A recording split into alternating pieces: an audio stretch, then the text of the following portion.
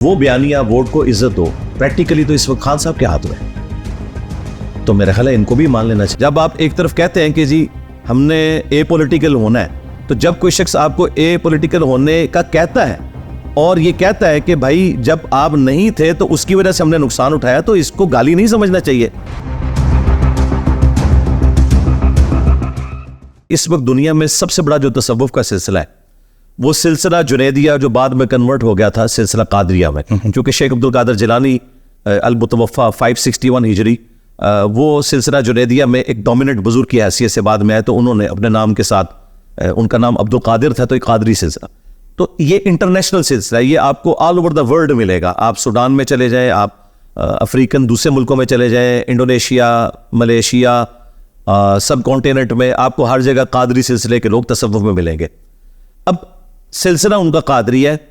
شیخ عبد القادر جیلانی رحمۃ اللہ علیہ نے اپنی کتاب غنیت الطالبین میں نماز کا وہی طریقہ لکھا ہے جو بخاری مسلم میں، رفع الیدین کے ساتھ، الیدین کے ساتھ رکوع میں جاتے وقت اور رکوع سے اٹھتے وقت. جبکہ یہاں پہ جتنے قادری ہیں، چاہے وہ ڈاکٹر طاہر القادری ہوں، چاہے وہ باپا جانی الیاس قادری ہوں، یہ تو رفع الیدین سے چڑھتے ہیں. طاہر القادری صاحب تو پھر بھی تھوڑے ماڈریٹ ہیں. باقی جو ان کے اسٹرانچ قسم کے جتنے قادری ہیں وہ سارے کے سارے کہتے ہیں یہ تو مکھیاں مارنا ہے، یہ تو بغلوں میں بت رکھ کے آتے تھے تو رفع الیدین ہوتا تھا. تو ہم ان سے صرف یہ پوچھتے ہیں کہ آپ فنا فی شیخ کیوں نہیں ابھی تک ہوئے؟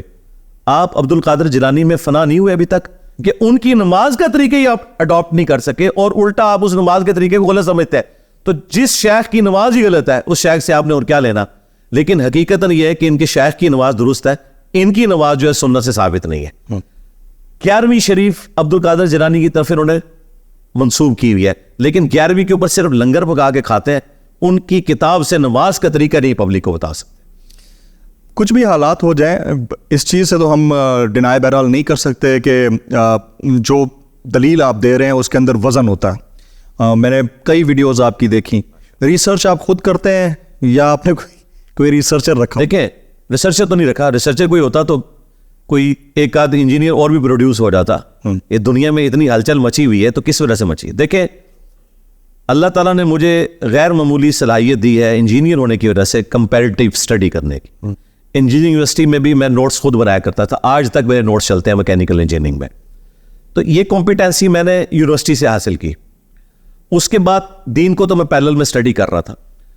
مجھے اللہ تعالیٰ نے اتنا حوصلہ دیا کہ میں تمام مکاتب فکر کی بکس کو، ان کے علماء کی تحقیقات کو اسٹڈی کرتا ہوں، پھر ان کے جو بڑے علماء ہیں ان کی ویڈیوز کو دیکھتا ہوں، پھر ایک دوسرے کے خلاف جو یہ لکھتے ہیں وہ بھی پڑھتا ہوں، اور آخر میں قرآن و سنت سے دلائل کو ویریفائی کرتا ہوں کہ کس کی کون سی بات قرآن و سنت کے مطابق ہے اور کون سی نہیں ہے. اب یہ کام باقی مکاتب فکر کے لوگ نہیں کر سکتے. اس کی وجہ یہ ہے کہ ایک بریلوی اسکول آف تھاٹ کا جو مدرسہ ہے اس میں صرف بریلویت سے ریلیٹڈ چیزیں پڑھائی جاتی ہیں. انہیں دیوبند اور اہل حدیث اور اہل تشیع سے متعلق صرف نیگیٹو باتیں بتائی جاتی ہیں. لڑائی ہو جائے گی نہیں تو؟ ہاں، لڑائی ہو جائے گی، وہ چاہتے ہی. ہاں اچھا. اسی طریقے سے دیوبند اور اہل حدیث جو ہے ان کو مخالفین کی کمزوریاں بتائی جاتی ہیں، اپنی کمزوریاں نہیں بتائی جاتی. میں چونکہ سب کو سنتا ہوں، ایک دوسرے کے خلاف بھی تقریر سنتا ہوں، پھر ان کا اپنا بھی پوائنٹ آف ویو سنتا ہوں. دیکھیں، جب تک آپ ایک اہل حدیث سے نہیں پوچھتے جا کے کہ تم اماموں کے گستاخ ہو یا نہیں، تو وہ آپ کو بتائے گا بھی میں اماموں کا گستاخ نہیں ہوں. میں کہتا ہوں کہ حدیث کے مقابلے میں امام کا قول نہیں لیا جائے گا، تو بات تو ٹھیک کر رہے ہیں. لیکن بریلوی دیوبندی کہتے ہیں اماموں کے گستاخ ہیں، یہ ان کو گالی دے رہے ہیں. اسی طریقے سے بریلوی اور دیوبندی اگر حیات النبی کا کوئی عقیدہ رکھے ہوئے تو اہل حدیث کا کام ہے ان سے جا کے پوچھے کہ بھئی آپ اس سے مراد کیا دنیا والی حیات لے رہے ہیں یا آخرت کی لے رہے ہیں؟ کیا آپ نبی اسلام کے بارے میں یہ عقیدہ رکھتے ہیں کہ وہ دنیا سے گئے ہی نہیں ہیں؟ جب تک ان سے کلیریفائی نہیں کریں گے، صرف چند ایک چھوٹے درجے کے علماء کی باتیں اٹھا کے ایک دوسرے کے اوپر چڑھ دوڑنا، میں ایسا نہیں کرتا. پوری ورکنگ کرتا ہوں کمپیریٹیو اسٹڈی کے بعد. جہاں مجھے کوئی امبیگوٹی آتی ہے میں بڑے علماء سے رابطہ کر کے ان چیزوں کو کنکلوڈ کرتا ہوں. تو میں نے تو آلموسٹ اپنی زندگی کے آپ سمجھ لیں 25-30 سال اسی کام میں لگائے. تو آلموسٹ 15-20 سال لگانے کے بعد میں اس ہاٹ سیٹ پہ آ کے بیٹھا ہوں.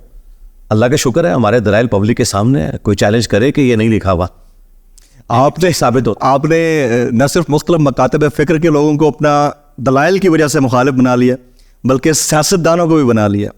اور حال ہی میں کچھ میں نے آپ کی ویڈیوز دیکھی جس میں آپ نیک اور ایماندار سیاستدانوں میں سے کسی ایک کی تعریف کر رہے تھے، میں نام نہیں لینا چاہوں گا. اس کے بعد آپ کو شدید ہزیمت کا بھی سامنا کرنا پڑا اسٹیٹ لیول کے اوپر، حکومتی سطح کے اوپر. تو کیوں نہیں بولنے دیا جاتا جب آپ کسی کو دیکھتے ہیں کہ وہ ایماندار ہے اور اس کی بات کرنی چاہیے؟ میرا خیال ہے ڈیموکریٹک ویلیوز کو فالو کرنا ضروری ہے، جو کہ جب ہم نے اپنے ملک کا نام ہم ٹاکنگ اباؤٹ خان صاحب. جی میں سمجھ گیا ہوں. جی خان صاحب کی بھی میں نے تعریف کی تھی اور سراج الحق صاحب کی بھی کی تھی.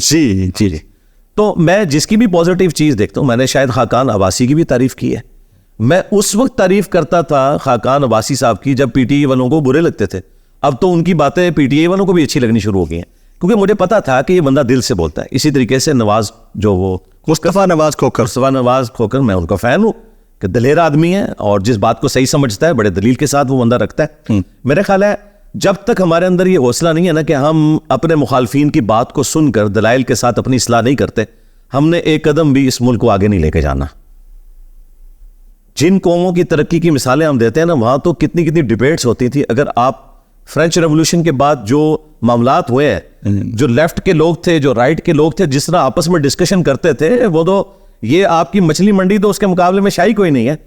اور لڑ بھیڑ کے انہوں نے آج دیکھے دنیا کو رہنے کے قابل بنا دیا. اللہ کا شکر ہے، سیکنڈ ورلڈ وار کے بعد آلموسٹ دنیا میں سکون آ گیا.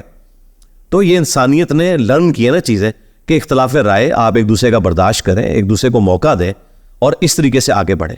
جب آپ ایک طرف کہتے ہیں کہ جی ہم نے اے پولیٹیکل ہونا ہے، تو جب کوئی شخص آپ کو اے پولیٹیکل ہونے کا کہتا ہے اور یہ کہتا ہے کہ بھائی جب آپ نہیں تھے تو اس کی وجہ سے ہم نے نقصان اٹھایا، تو اس کو گالی نہیں سمجھنا چاہیے. جب ہمارے ایکس آرمی چیف نے آخری تقریر میں کہا کہ پاکستان کی فوج کو گالیاں اس لیے پڑتی ہیں کہ ہم پولیٹکس میں لچ فرائی کرتے رہے اپنا، اگرچہ ہم سب سے زیادہ قربانیاں دے رہے ہیں. تو یہ تو آپ کے ادارے نے خود مان لیا. لہٰذا یہی بات جب ہم کرتے ہیں تو اس کا کسی کو برا نہیں ماننا چاہیے، یہ تو آپ کی پالیسی ہے. ہاں اس زمانے میں اگر بات ہوتی جب آپ کی اسٹیٹ پالیسی ڈیفرنٹ تھی تو پھر آپ شاید برا مانتے. تو میں ابھی بھی یہی کہتا ہوں کہ جن لوگوں نے اس زمانے میں، جس طرح جاوید احمد غامدی صاحب تھے، انہوں نے اس زمانے میں یہ آواز بلند کی تھی کہ آپ لوگ سیاست سے اپنے آپ کو الگ کریں. اسی طریقے سے صحافیوں میں نجم سیٹھی صاحب اور حامد میر صاحب اور اس طرح باقی جو بڑے صحافی ہیں جو اس وقت یہ باتیں کرتے تھے اور غدار وطن کا فتویٰ لگتا تھا، تو میرے خیال ہے ان سارے لوگوں سے معافی مانگنی چاہیے. Very right. میں صحیح کہتے تھے. اچھا، اب اس سے پہلے کہ میں بڑے امپورٹنٹ کوسچنس کی طرف جاؤں، کیونکہ وہ فقہی مسئلے ہیں اور لوگوں نے مجھ سے براہ راست رابطہ کر کے وہ کہا ہے کہ ان کے جوابات لینے ہیں، میں 3-4 سیاستدانوں کا نام لے دیتا ہوں. مجھے بتائیے کہ ان میں سے بہتر آپ کو کون لگتے ہیں؟ تھا تو نہیں ہے، لیکن کیونکہ ڈسکشن ادھر آ گئی تو میں وہ ایک سوال ہے آپ کو، نواز شریف صاحب، شہباز شریف صاحب، مریم نواز صاحبہ، بلاول بھٹو صاحب، آصف زرداری صاحب، عمران خان صاحب اور مولانا فضل الرحمان صاحب، ان سب میں سے بہتر کون لگتا ہے؟ سراج الحق صاحب کو آپ نے نکال دیا. وہ تو ہے ہی ہے، وہ تو سپر پولیٹیشین. دیکھیں خان صاحب کے معاملے میں جو ایک غلوف والا تھوڑا سا ایلیمنٹ ہوا، اس کو اگر نکال دیا جائے، جو انہوں نے اسٹیبلشمنٹ کے حوالے سے ایک ریڈ لائن کو کراس کیا، 9 مئی والا معاملہ، جی 9 مئی والا واقعہ، اس کو اگر نکال دیا جائے تو میرا خیال ہے اس وقت ساری جماعتوں کو یہ مان لینا چاہیے کہ جو آپ کا ایک رونا دھونا تھا چارٹر آف ڈیموکریسی کے پوائنٹ آف ویو سے کہ فوج کو اے پولیٹیکل ہونا چاہیے، تو وہ بیانیہ ووٹ کو عزت دو پریکٹیکلی تو اس وقت خان صاحب کے ہاتھ میں، تو میرا خیال ہے ان کو بھی مان لینا چاہیے. تو میں بس اتنی بات کر سکتا ہوں.